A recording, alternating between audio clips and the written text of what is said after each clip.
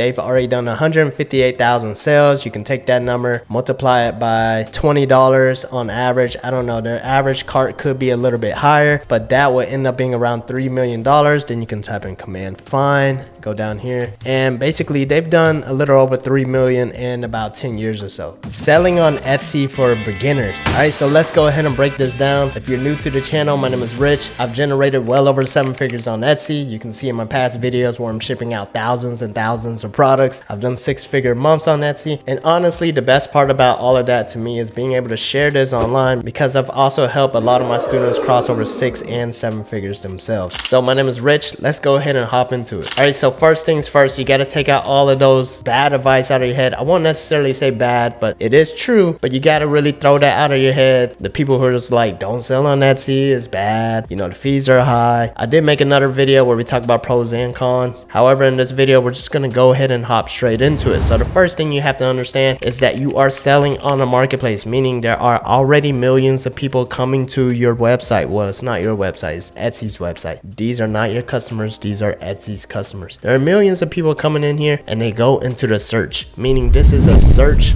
based platform. People are going to get to your product primarily off of this search right here. There will be some people who come through from Google, however they are also already searching for the product. So for the most part, I primarily sell t-shirts. It is very competitive, however there is a high amount of sales because lots of people are looking for it, so the margins are slightly smaller, but there are several other products that you can look into getting into as well. So most of the time people come in here and they type in t-shirt, right? But they don't just type in t-shirt, they type in funny t-shirt, or they're typing in particular niches. They're typing in whatever type of t-shirt that they are looking for. Sometimes they might be typing in custom t-shirt. Now, to get ahead of this game and to get a better idea of what people are looking for, instead of just taking a guess, I like to use third-party extensions such as eRank, Everbee, and Allura. These are really powerful tools that can get you a step ahead so that you know what people are searching for instead of just taking a guess. All right, so you can use those tools so that you can get an idea of what you should be selling. So that's first, is the search. Now, once the customer searches for your product, you will see that you are competing with other sellers. This is a marketplace. You're sharing this page with other sellers, so you really have to think about what you have to compete with. You have your whole entire listing right here. This is really important. We call it a listing template. You have to have a really nice listing template which gives yourself, the seller, a little bit of an extra edge on top of other sellers, so you know you're competing, right? So for example, what really catches my eye compared to one listing to a different listing, that was pretty cool. Once I did the hover and you see all those custom color change, that is right there is actually pretty unique, so that gives you a little bit of an extra edge. Another thing that people are looking at is going to be the price right here. A lot of times this is a bait and switch price, which I will get into. However, you really want to look into all of these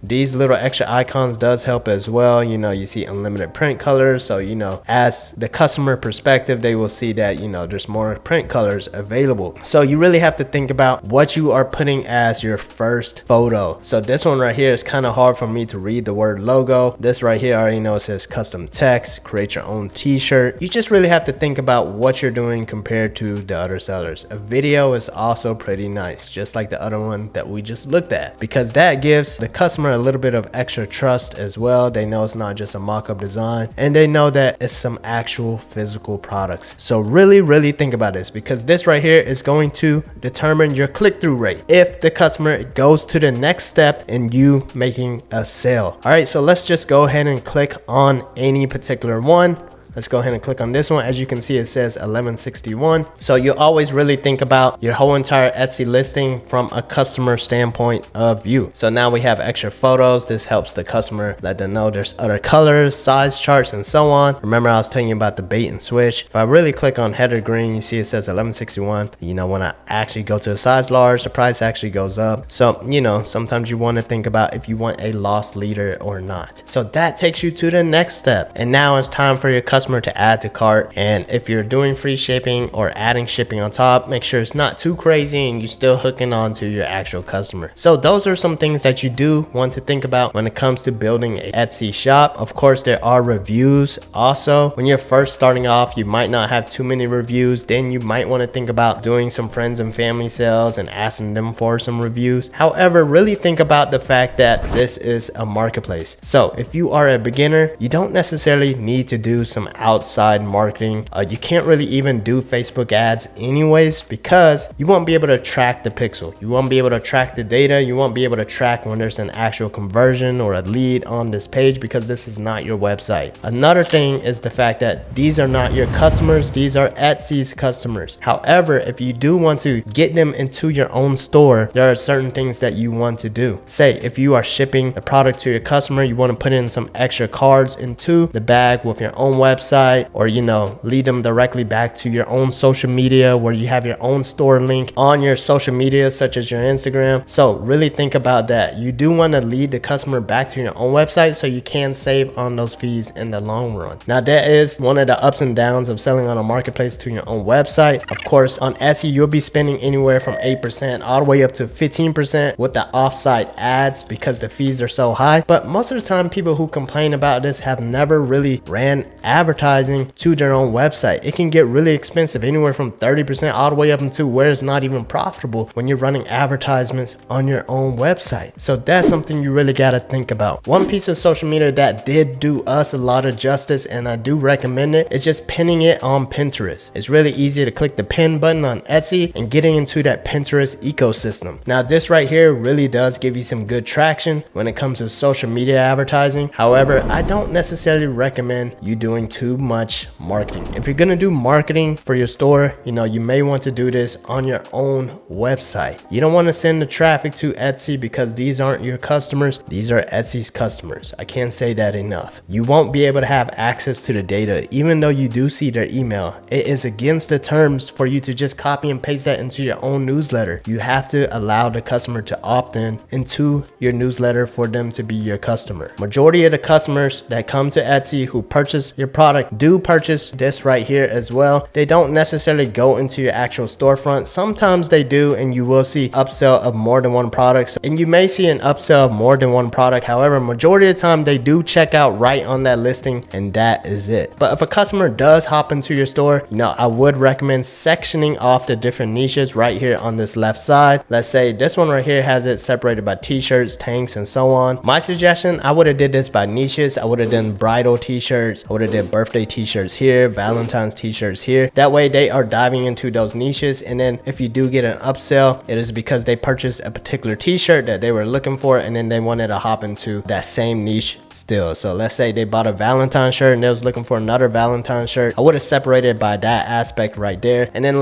you could have those extra sections where they just might be shopping for a funny t-shirt and whatnot. So you could have a funny shirt section, because most of the time they're not really looking for, oh, let me get a t-shirt, let me get something long sleeve and so on. You could really just create multiple listings like that as well. That is one other thing that we also did so that we could dominate the search a little bit more, is separating the same design on two different styles. So for example, this hut hike shirt, we would have did it on a t-shirt, and then we would have did it on a long sleeve, because it is against the terms for you to just list the same listing over and over, and then your listing could actually get suppressed by that. However, what we would do is put this on a t-shirt. We would say this is the hut hike t-shirt, and then we would do one on the long sleeve. We would do one for the hoodie. Then we have 3 listings of the same design, and we have the possibility of more eyes on just our listing alone. So that's another tip for you. So another thing I do want to mention about selling on Etsy is the fact that you probably want to work backwards. Marketplaces leave clues. That's why it's so competitive, because you know what's actually selling, you know what's getting sales. So for example, like this shop right here, you can see they've already done 158,000 sales. You can take that number, multiply it by $20 on average. I don't know, their average cart could be a little bit higher, but that would end up being around $3 million. Then you can type in command find, go go down here, and basically they've done a little over 3 million in about 10 years or so. But who knows if this is their only store. They probably have more than one. They probably have their own website and so on. So congratulations to this shop, but you know, it is competitive. As you can see, they have to constantly post new listings, and you know what, some listings die out. Another store will know that this product right here is doing really popular for their store, and that's going to be something that's going to be hard to trademark, and then it's going to be easy for another storefront to sell the same product, so they're going to be cutting into their sales. And you know what, sometimes it ends up being a fight to the bottom. However, sometimes you might just be able to stay ranked. You know, this is the name of the game when it comes to a marketplace. So hopefully that was an easy to understand quick guide of how selling on Etsy works from a customer standpoint, because you have to understand where your customers are coming from, and you have to understand how to sell, what products to actually sell. Now remember, you don't necessarily just do this for t-shirts. You could do this for anything. For example, if you're selling this right here, a metal sign or a cutting board and so on, really you do have to work backwards and understand the fact that the sky can be the limit. You just have to remember, try to convert the customers back to your own storefront. But remember, there's still going to be a lot of customers that come to Etsy itself. Now, if you do have a clothing brand or you're looking to start a clothing brand, I don't really recommend Etsy to be the website that you should start selling on. If you want to learn more about why you shouldn't sell on Etsy, then click on this video right here.